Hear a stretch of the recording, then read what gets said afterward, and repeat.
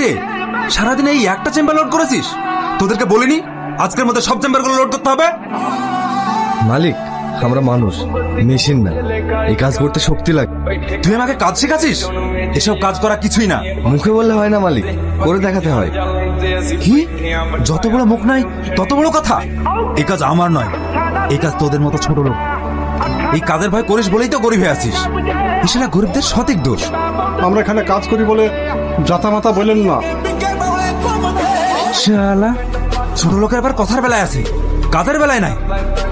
চাচা, তোমার লাগেনি তো?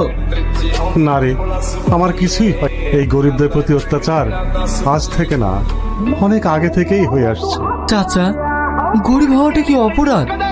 আজকে যত অত্যাচার, যত শোষণ সব গরিবদের উপর হয় কেন?